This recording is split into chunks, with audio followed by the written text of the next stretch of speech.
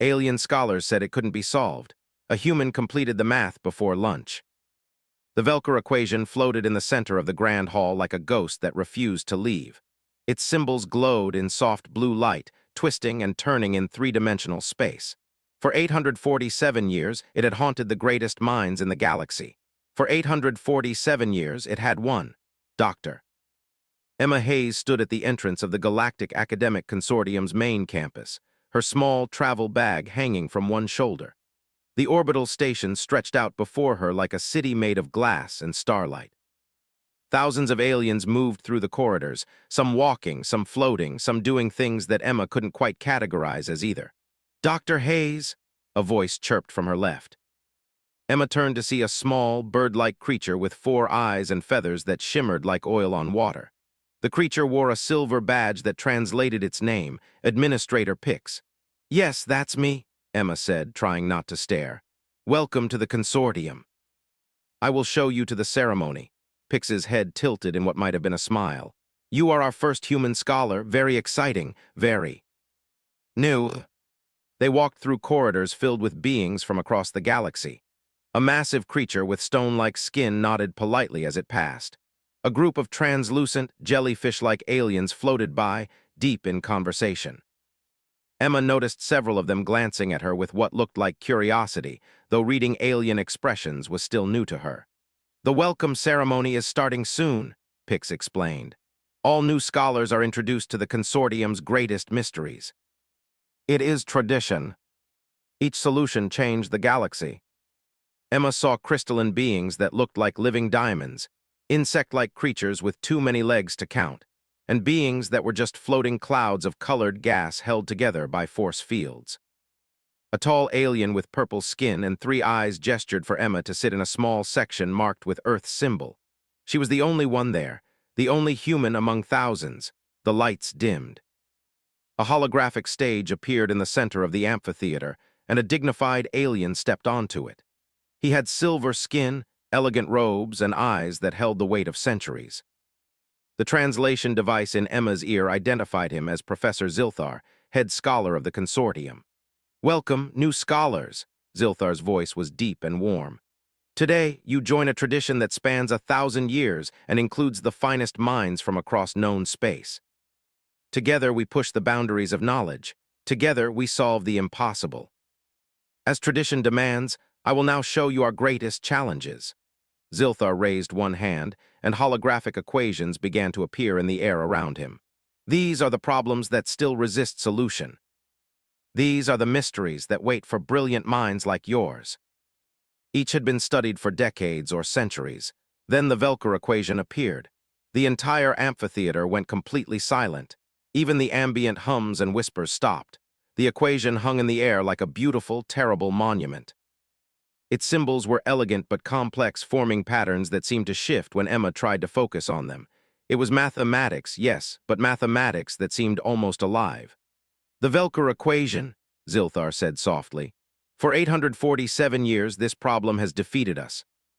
It promises something extraordinary, faster-than-light communication across any distance, instant and perfect. No delay, no loss of information. 2 beings could speak across the entire galaxy as if they stood side by side."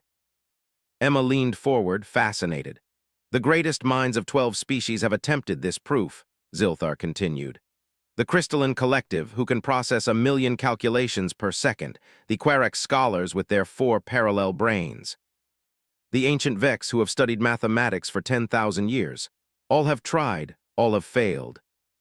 It reminds us that some problems may have no answer, that even our combined brilliance has limits." She felt a familiar tingle, the same feeling she got when she looked at any interesting mathematical problem. Beside her, she heard whispers from nearby aliens.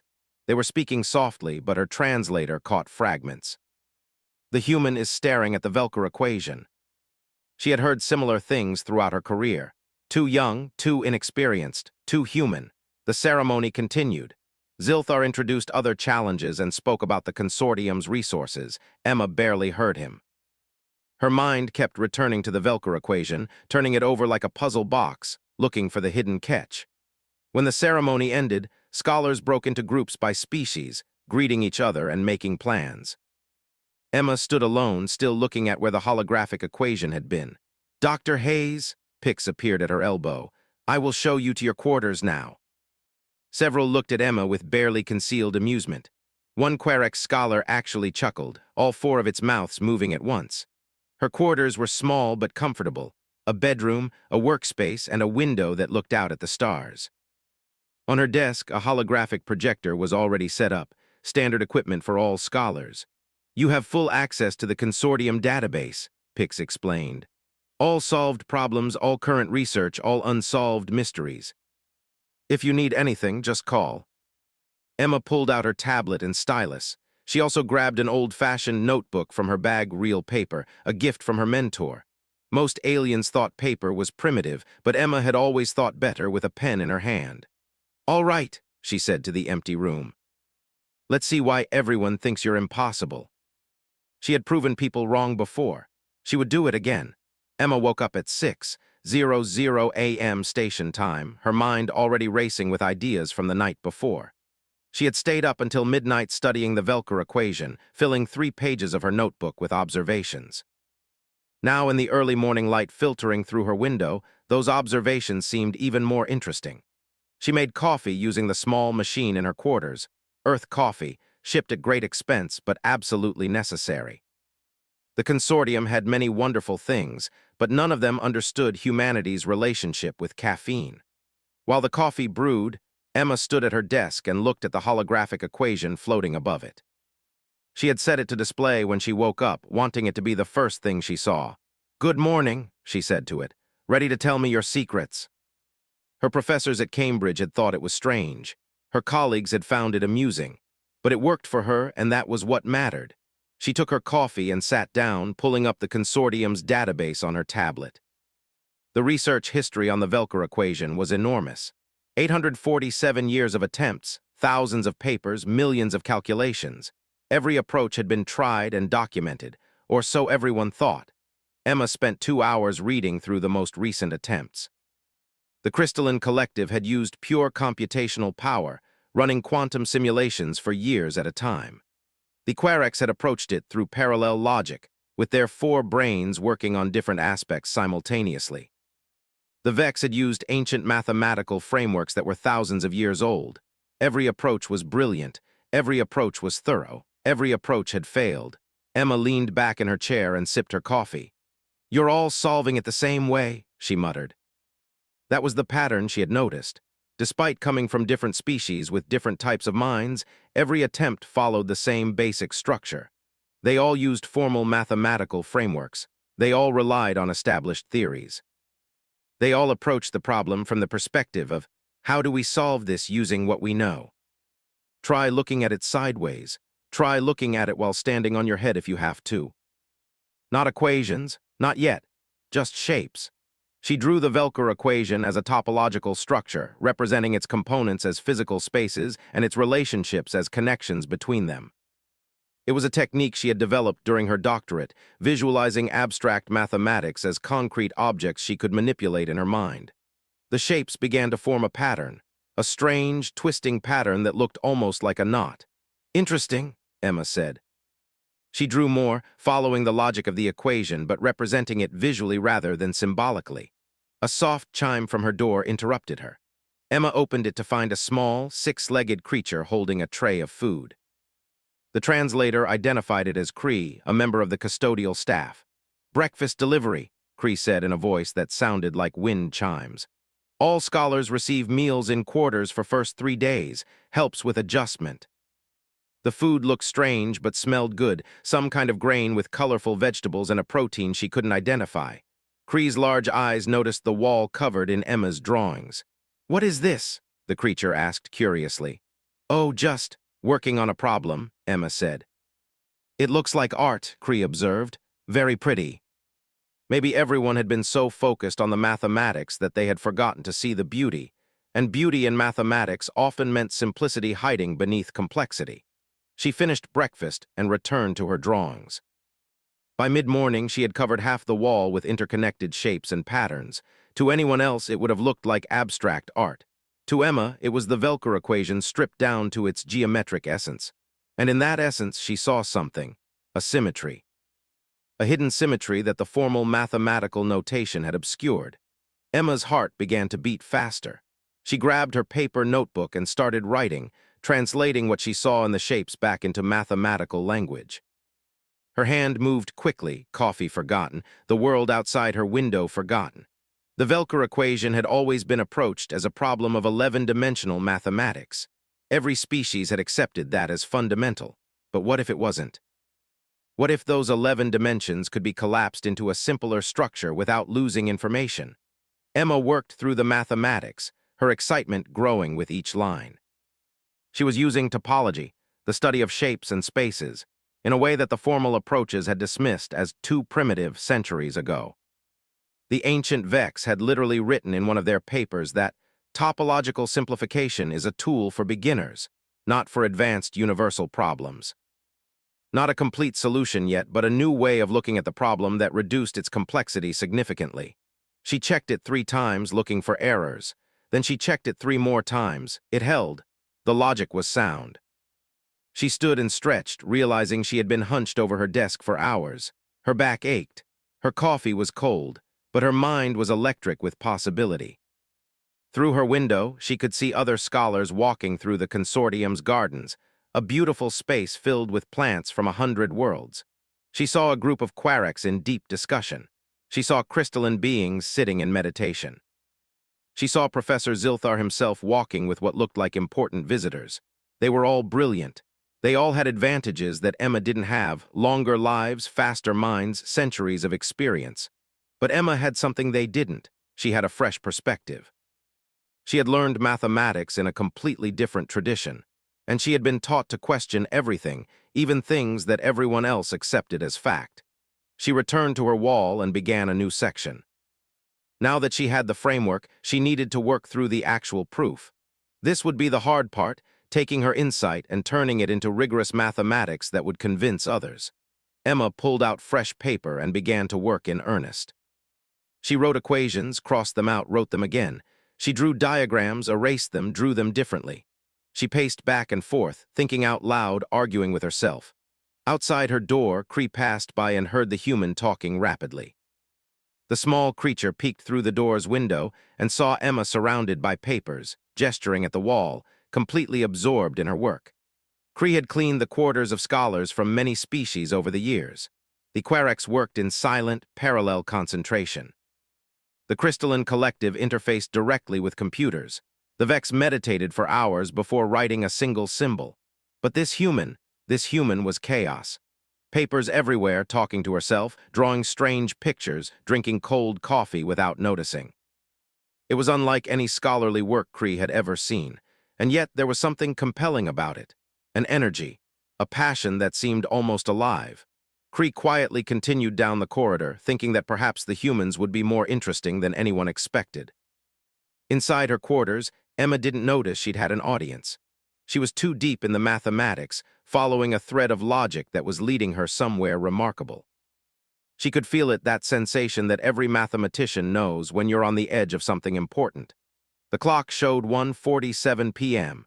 Emma had missed lunch entirely. She didn't care. She was close to something, very close.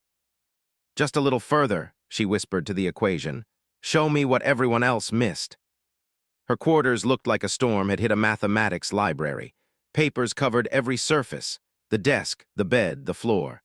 The walls were filled with diagrams and equations in 3 different colors. Empty coffee cups formed a small pyramid in the corner. She stood in the center of the chaos, staring at a single line of mathematics she had just written. Then she saw it. The entire solution unfolded in her mind like a flower blooming in fast forward. Every piece she had been working on suddenly clicked into place. The topological framework, the dimensional collapse, the hidden symmetries, they all connected in one beautiful, elegant structure. "Oh," Emma breathed. "Oh, that's it. That's actually it." She needed to write this down before the vision faded, before she lost the thread. She wrote furiously, her pen racing across the pages, checking each step as she went. The Velker equation could be solved, not through brute computational force, not through parallel processing or ancient wisdom, but through a fundamental reframing of what the equation actually represented. Everyone had been treating it as an 11-dimensional problem that needed to be solved in 11 dimensions. But Emma had found a way to collapse those dimensions into a simpler topological space, like folding a complex origami into a flat shape, without losing any information. And in that simpler space, the solution was almost obvious. Almost. She worked through the proof step by step, her mathematical training taking over. Every claim needed support. Every logical leap needed justification. She filled page after page with careful reasoning, building the argument like a lawyer building a case. By 11:58 a.m., she had the core proof complete. Then came the verification. This was the part that separated real mathematics from wishful thinking. Emma went back through her work, checking every step, looking for errors. She tested edge cases. She tried to poke holes in her own logic. The proof held. She checked it again, using a different approach. Still held. She ran numerical simulations on her computer, plugging in test values. The equations worked perfectly, producing results that matched theoretical predictions. She checked it a third time, a fourth time, a fifth time. By 12:15 p.m., she had verified her solution 17 different ways. 17 times the answer was the same. The Velker equation was solved. Emma sat down on her bed, the only spot not covered in papers, and realized she was shaking. Not from fatigue, though she was exhausted. From the sheer magnitude of what she had just done. 847 years, 12 species, the greatest minds in the galaxy. And she had solved it in just over a day. She looked at the clock. 12:17 p.m., almost lunchtime. Emma suddenly felt very hungry. She hadn't eaten since yesterday evening, too caught up in the work. Her stomach growled, reminding her that even mathematical breakthroughs couldn't run on coffee alone. But first, she needed to tell someone. This wasn't the kind of discovery you kept to yourself. Emma pulled up the consortium's communication system on her tablet, looking for the proper protocol. How exactly did you announce that you had solved an 847-year-old problem? Was there a form to fill out? A committee to notify? The database had a section on submitting solutions to unsolved problems. Emma read through it quickly. Solutions were to be submitted directly to the head scholar's office for initial review. If the solution appeared valid, it would be distributed to relevant experts for verification. Simple enough. Emma gathered her papers and began scanning them into her computer. Her handwriting was messy, always had been, but the mathematics was clear. She organized everything into a single document, the initial framework, the core proof, and all 17 verification approaches. The final document was 63 pages long. At 12:28 p.m., Emma attached the document to a message addressed to Professor Zilthar. She kept the message brief. What if she had made a mistake? What if there was an error she hadn't caught? What if this was embarrassingly wrong and she was about to make a fool of herself in front of the entire consortium? Then she remembered something Dr. Chen had told her. Science advances when people are brave enough to be wrong. Send your work out into the world and let others test it. That's how we learn. No taking it back now. She looked around her quarters, the mess of papers, the scribbled walls, the cold coffee, and decided that future Emma could clean it up. Present Emma needed food. She changed into a clean shirt, ran her fingers through her hair to make it slightly less chaotic, and headed for the cafeteria. The consortium's main cafeteria was enormous, serving food from dozens of worlds to accommodate hundreds of different species. Emma grabbed a tray and selected items that looked reasonably edible to human biology. The food dispensers were color-coded for safety, and green meant safe for carbon-based life forms with standard digestive systems. She found a small table near a window overlooking the station's central garden and sat down with what appeared to be a sandwich, though the bread was purple, and the filling was something that tasted like a combination of chicken and vanilla. It was weird but not bad. Emma ate slowly, her mind still turning over the proof. She kept replaying each step, checking for errors, but the more she thought about it, the more confident she became. The solution was elegant, it was simple, it was right. She was halfway through her sandwich when she noticed the noise level in the cafeteria had dropped. She looked up to see dozens of aliens staring at her. Some were approaching her table, walking quickly. Others were floating. A few were running. Emma's heart sank. Had she done something wrong? Violated some protocol? Then she saw Professor Zilthar himself pushing through the crowd, his silver robes flowing behind him. His face, usually calm and dignified, showed an expression Emma couldn't quite read. Behind him came a Quarex with 4 wildly gesturing arms, several crystalline beings moving in formation, and what looked like half the consortium's mathematics department. They surrounded Emma's table. She stood up, her sandwich forgotten, suddenly very aware that she was the center of attention for hundreds of beings. Professor Zilthar spoke first, his voice carefully controlled but trembling slightly. "Dr. Hayes, did you, approximately 45 minutes ago, submit a proof of the Velker equation?" Something that might have been shock flickered across his face. "Dr. Hayes, we have had 17 experts from 6 different species verify your work in the last 40 minutes. The Velker equation has been solved." Others pulled out devices to record the moment. The Querex scholar, Emma's translator, identified her as Mora, stepped forward, all 4 of her mouths speaking in harmony. "How?" Mora asked simply. "How did you solve it? We have been working on this for centuries. Our finest minds have dedicated their lives to this problem. You have been here for 3 days." She thought about her messy quarters, her hand-drawn diagrams, her unconventional approach. Emma started, then stopped. How could she explain it? "I just looked at it. The cafeteria had transformed into an impromptu conference hall." Tables were pushed aside to make room for the crowd that kept growing. Word was spreading through the consortium at lightning speed. The human had solved the Velker equation. Professor Zilthar raised his hands, calling for silence. "Please, everyone. Let us move to the main lecture hall. Dr. Hayes should not have to explain her discovery while standing next to her lunch. I will take care of this. You go make history." "What computational framework did you use?" She focused on following Professor Zilthar through the corridors. The main lecture hall was the same amphitheater where the welcome ceremony had been held just 3 days ago. Now it was filling even faster. Scholars poured in from every direction. Emma saw faces, or what passed for faces, she recognized from the ceremony, and hundreds she didn't. Zilthar led her to the central platform. "Wait here, please. I must make preparations." She felt very small and very human. 3 days ago, she had sat alone in the human section, listening to Zilthar explain why the Velker equation was impossible. Now, she was about to explain how she had made the impossible possible.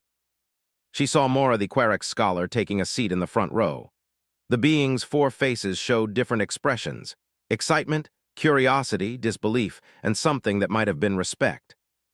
In another section, a group of crystalline beings were clustered together, their diamond-like surfaces refracting light as they communicated through pulses of color. They had spent decades using their massive computational power on the equation. Emma wondered what they thought of her solution. Professor Zilthar returned to the stage with a holographic projector. "Dr. Hayes, are you ready? Scholars of the consortium, we are gathered for an extraordinary moment. 3 days ago, I stood on this stage and presented the Velker equation as a symbol of our limitations. Today, Dr. Emma Hayes of Earth will present her solution." "Thank you, Professor," she began, her voice stronger than she felt. "I want to start by saying that I built on the incredible work that came before me. Without the centuries of research done by this consortium, I wouldn't have had a foundation to work from. That said, I approached the Velker equation differently than previous attempts." Emma pulled up her topological diagrams. "Instead of treating it as a purely computational problem in 11 dimensions, I represented it as a geometric structure." Several crystalline beings pulsed with what her translator identified as confusion. "These drawings," one of them said, "they are not formal mathematical notation. In human mathematics, we often use visualization to understand abstract concepts. I drew the equation as shapes and spaces to see relationships that weren't obvious in the formal notation."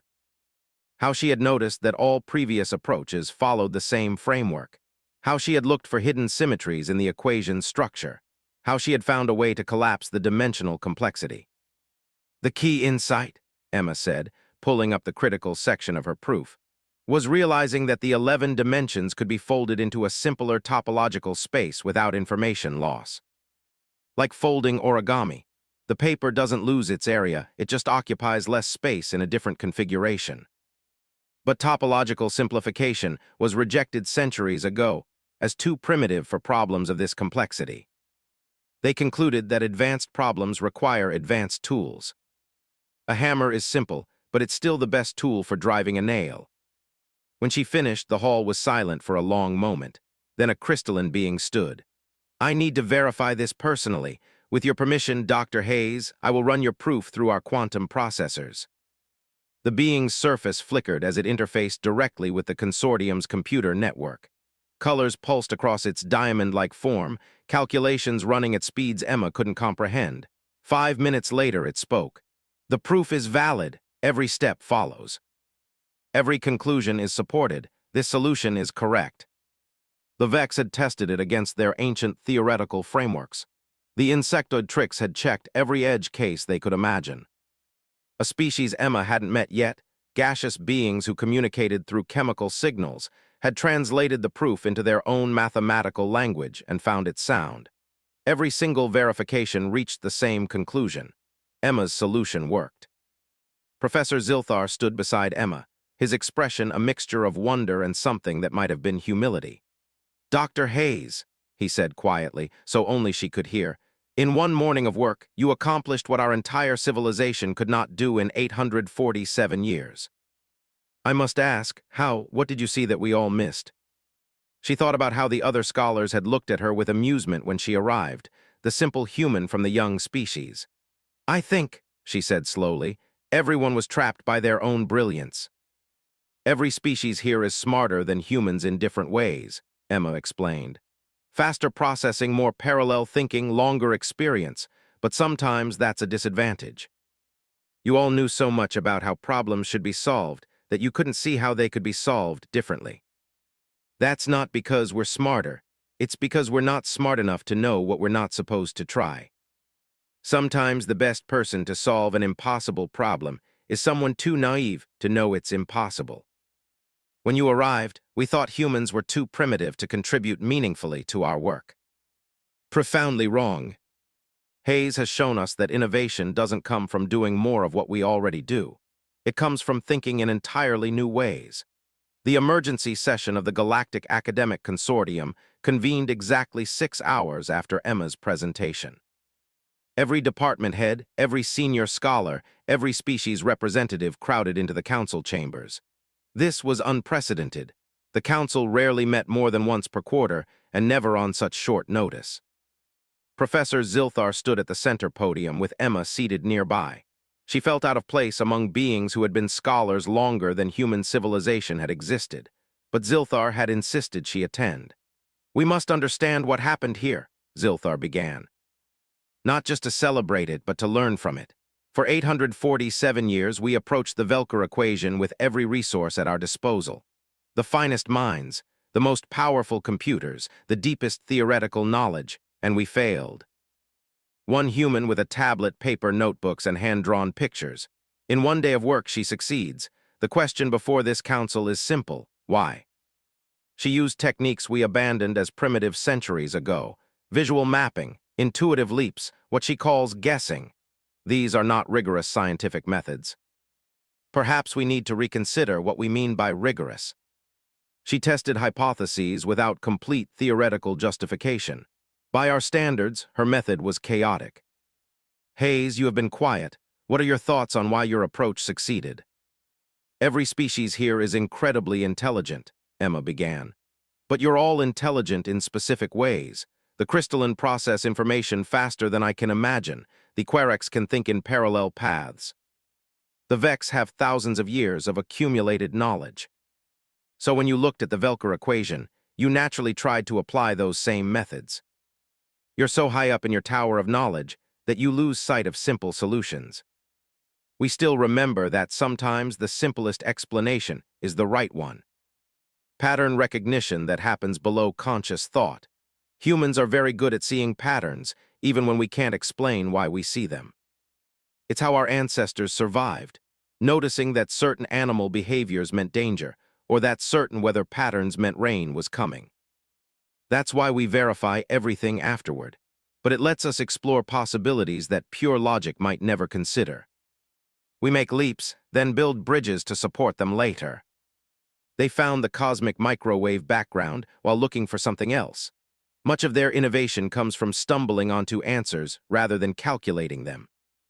We're really good at happy accidents. Humans navigate problems more like explorers in unknown territory, testing paths, following hunches, backtracking when necessary. And sometimes the explorer finds a shortcut that the mapmaker never noticed. We have diversity of intelligence, different types of minds, different processing methods. But we all approach problems from a foundation of formal logic and established methodology. I bet every species has unconventional thinkers, individuals who don't fit the normal patterns. You probably have them too, but maybe they've been discouraged because their methods don't match established practices. Finally, Zilthar spoke. I propose a fundamental change to how the consortium operates. We have always organized research by species, assuming that like minds work best together. But Dr. Hayes has shown us that breakthrough innovation comes from unlike minds collaborating. Computational power with intuition, parallel logic with creative leaping, ancient wisdom with fresh perspective. One by one, species representatives voiced their agreement. Even the Vex elder nodded slowly. We have been scholars for 10,000 years. Perhaps it is time we became students again. Emma found herself not just as a scholar, but as a consultant, helping design new collaborative research protocols. She taught workshops on intuitive problem-solving. She showed alien scientists how to sketch ideas instead of just calculating them. The results were extraordinary. Problems that had been stalled for decades suddenly saw progress. Research teams that mixed species and approaches began publishing breakthrough papers. The consortium's innovation rate doubled, then tripled. Emma became the youngest senior fellow in consortium history, a title she accepted with pride and embarrassment in equal measure. But more importantly, she became a symbol of what was possible when minds truly worked together. Messages from Earth arrived constantly. Universities from across the galaxy wanted human mathematics students. Earth's scientific community was suddenly in demand. The species that everyone had dismissed as too young, too primitive, too simple was now recognized for what it truly offered, a different way of thinking. 6 months after solving the Velker equation, Emma stood in her new office, much larger than her first quarters, looking at the latest unsolved problem on her display. This one had only been unsolved for 200 years, which almost seemed easy now. Mora visited, bringing tea from her homeworld. "What are you working on?" she asked, all four of her mouths smiling. "The Cantha paradox," Emma said, gesturing at the floating equations. "Everyone says it's impossible, because it violates the fundamental principles of quantum mechanics. I think everyone's been looking at quantum mechanics the wrong way. Want to help me prove it?" When they finally had a breakthrough, they celebrated with more tea and the kind of excited discussion that comes when minds connect across the vastness of space and species. In the consortium's central plaza, a new monument was being constructed. It would stand beside the existing memorials to great discoveries and brilliant minds, but this one was different. It was a simple marble wall with words carved in every language of the consortium. Emma Hayes and all who dare to think differently. A young alien student, a species Emma had never met before, approached nervously. "Dr. Hayes, I'm sorry to bother you. I wanted to say thank you. I've always thought differently from others in my species. They said I was too chaotic, too unfocused. But after hearing about you, my professors started listening to my ideas. Keep thinking differently. The galaxy needs minds like yours." She thought about that first day, standing in the amphitheater while Zilthar explained why the Velker equation was impossible. She thought about the whispers, the doubt, the assumption that humans had nothing to offer. And she thought about her messy quarters, her simple notebooks, and the power of looking at something everyone else had given up on and asking, "But what if?" We have 3 new impossible problems to assign to research teams. Interested? The galaxy was full of impossible problems waiting to become possible. And Emma Hayes, armed with paper, pencil, and the courage to think differently, was ready for all of them.